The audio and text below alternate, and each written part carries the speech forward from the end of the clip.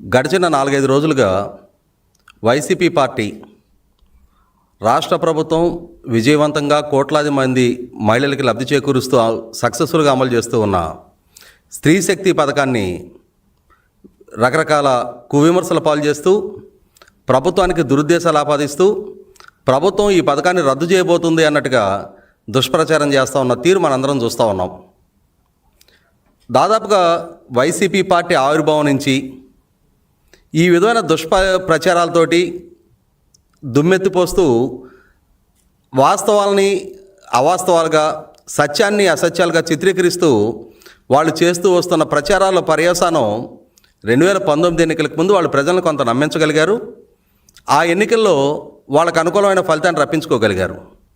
కానీ ఒకసారి 2019లో పాలకుడిగా జగన్మోహన్ రెడ్డి పదవి బాధ్యతలు చేపట్టిన తర్వాత వైసీపీ ఏంటి, జగన్మోహన్ రెడ్డి ఏంటి, ఆయనకున్న క్రెడిబిలిటీ ఏంటి, వాళ్ళ సోషల్ మీడియా, వాళ్ళ వ్యూహకర్తలు, వాళ్ళ సొంత మీడియా చేసే ప్రచారాల ప్రభావం ఎలా ఉంటుంది అనేది ప్రజలకు వాస్తవ రూపంగా నిర్ధారణ అయిన తర్వాత 2024 ఎన్నికల్లో ప్రజలు ఏ విధమైన తీర్పిచ్చారనేది కళ్ళ ముందు కనిపిస్తూ ఉంది. సహజంగా ప్రజల నుంచి ఇంతటి ఘోర ఓటమిని ఎదుర్కొన్న ఏ రాజకీయ పార్టీ అయినా సరే 5 సంవత్సరాలు తమ పాలనలో తాము చేసిన తప్పులేంటి, ఎందుకు ప్రజల నుంచి ఇంత తిరస్కారానికి గురయ్యాము, ఇంతటి తీవ్ర ఆగ్రహానికి గురి కావాల్సినంతటి పాలనా వైఫల్యాలు తమలో ఏమున్నాయి అనేది ఏ రాజకీయ పక్షమైనా కొంచెం పునరాలోచన చేసుకుంటుంది. తమ రాజకీయ విధానాలని, తమ ప్రచార తీరుని సమీక్షించుకునే ప్రయత్నం చేస్తుంది.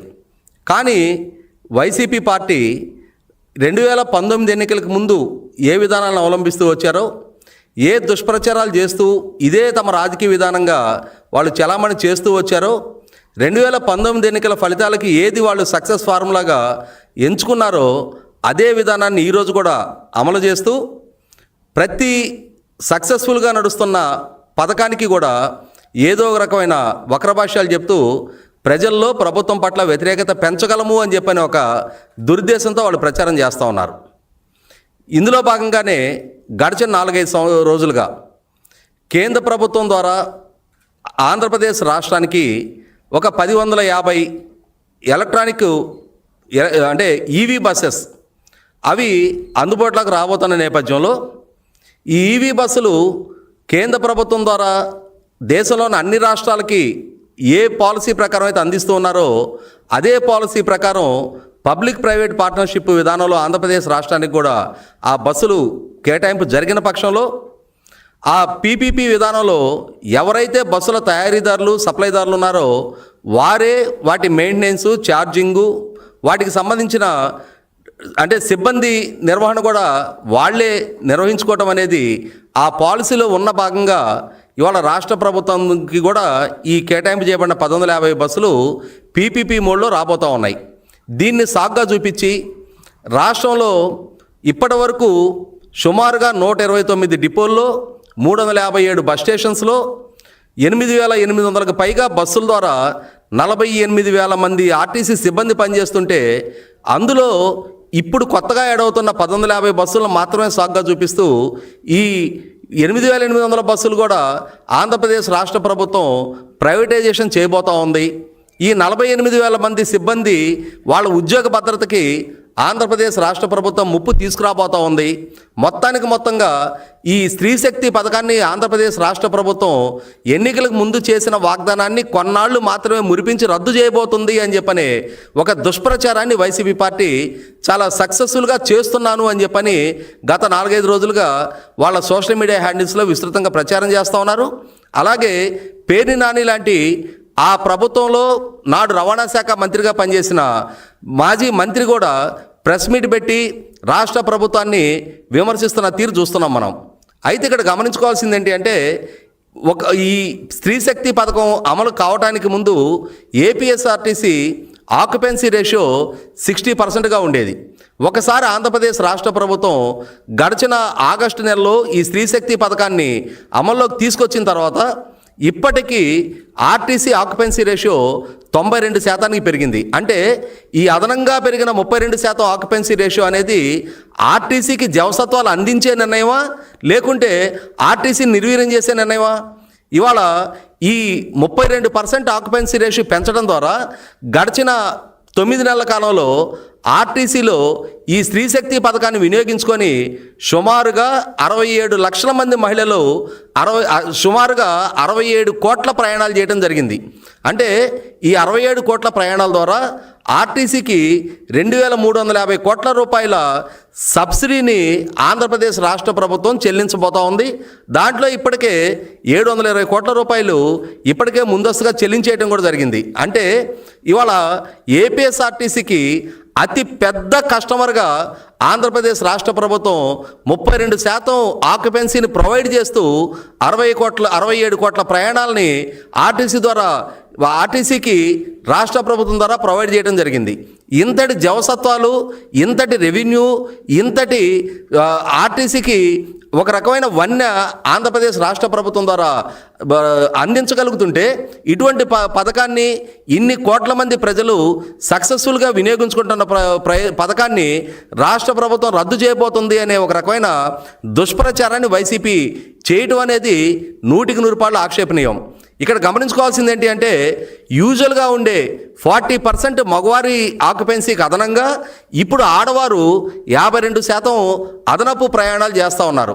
ఈ 52% ఈ స్త్రీ శక్తి పథకాన్ని వినియోగించుకుంటున్న మహిళలందరూ కూడా చిన్న సన్నకారు కుల వృత్తులు చేసుకునే వాళ్ళు, చిన్న చిన్న ఉద్యోగాలు చేసుకునే వాళ్ళు, అలాగే చదువుకుంటున్న బాలికలు, యువతలు ఆ ఫెసిలిటీని వినియోగించుకుంటున్న తీరు చూస్తున్నాం.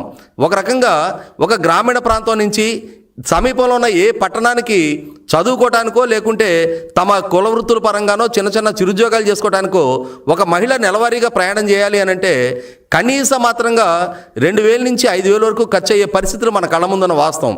అటువంటి 2,000 నుంచి 5,000 రూపాయల వరకు ప్రతి మహిళకి కూడా ఇవాళ రాష్ట్ర ప్రభుత్వం ద్వారా ఆ అమౌంట్ సేవ్ అవుతూ ఉంది.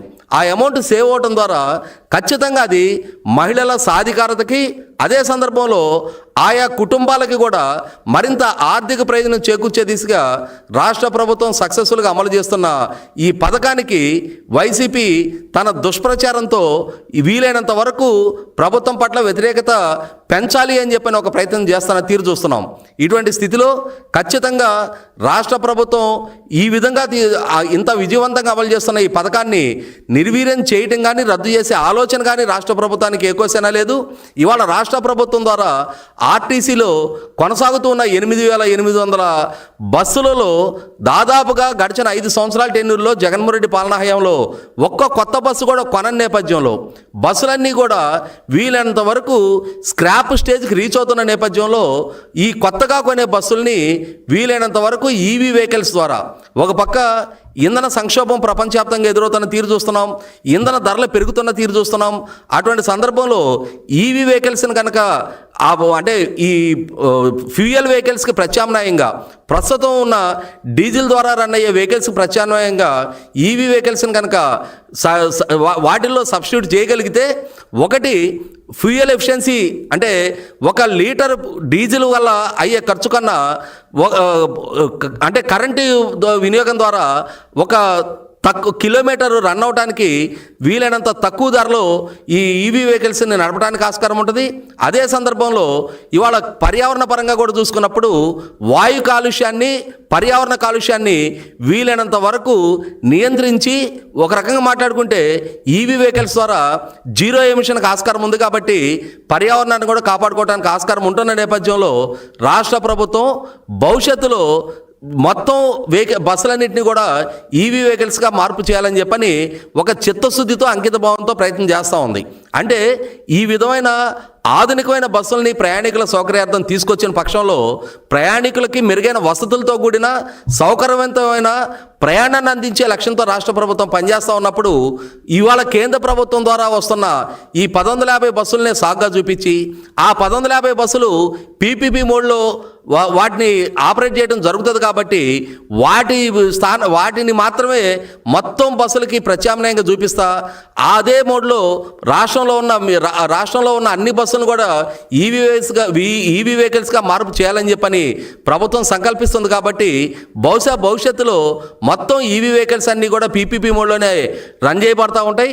అలా రన్ చేసిన పక్షంలో ఇప్పుడు దాదాపుగా 70% బస్సుల్లో అమలు జరుగుతూ ఉన్న ఈ స్త్రీ శక్తి పథకాన్ని పథకాన్ని రద్దు చేయబోతున్నారు అని చెప్పని ఎప్పుడో దాదాపుగా ఇవాళ ఒక సంవత్సరానికి 1150 బస్సులు అంటే గత సంవత్సర కాలం పైగా కేంద్ర ప్రభుత్వంతో సంప్రదింపులు జరిపి వాళ్ళ నుంచి మంజూరు చేయించుకొని అందులో ఇప్పటికి 750 బస్సులు మాత్రమే టెండర్ ప్రక్రియ ముగిసి అవి కూడా సమీప భవిష్యత్తులో ఏపీఎస్ఆర్టీకి వనగొరబోతున్న నేపథ్యంలో దీన్ని మాత్రమే సాగ్గా చూపించి ఇంకొక దశాబ్ద కాలం నాటికి కానీ మొత్తం బస్సుల్ని ఈ ఈవీ వెహికల్స్గా ప్రవేశపెట్టడం జరగని నేపథ్యంలో ఈ ఈవీ వెహికల్స్నే సాగ్గా చూపించి మొత్తం స్త్రీశక్తి పథకాన్ని రద్దు చేయబోతున్నట్టుగా రాష్ట్ర ప్రభుత్వం మీద వైసీపీ చేస్తున్న దుష్ప్రచారాన్ని ప్రజలు కూడా అర్థం చేసుకుంటా ఉన్నారు. 2019 ఎన్నికలకు ముందు ఆనాడు వైసీపీ పార్టీ ఎంచుకున్న ఈ ప్రచార విధానాలని ఆనాడు వాళ్ళ వ్యూహకర్తలు వాళ్ళ సోషల్ మీడియా వాళ్ళ సొంత మీడియా ద్వారా వాళ్ళు పెంచి పోషించిన కొందరు కిరాయి మేధావుల ద్వారా వాళ్ళు ఏ ప్రచారాలు చేసినా దాన్ని కన్విన్సింగ్గా ప్రజలు నమ్మే విధంగా వాళ్ళు ఆ రోజు మెప్పించగలిగారు, ప్రజల మన్నన పొందగలిగారు. కానీ ఒకసారి 2019-24 తర్వాత పాలకుడుగా ఆయన పాలనా తీరు, ఆయన పాలనా దక్షత, ఆయన మాట నిలుపుకునే తీరు పట్ల ప్రజలకు ఒక అవగాహనతోటి 2024 ఎన్నికల్లో ప్రజలకు స్పష్టతతో కూడిన తీర్పు ఇచ్చిన తర్వాత కూడా అదే విధమైన దుష్ప్రచారాలని వైసీపీ పార్టీ కొనసాగిస్తున్న తీరు 100కి 100 పాళ్ళు ఆక్షేపణీయం.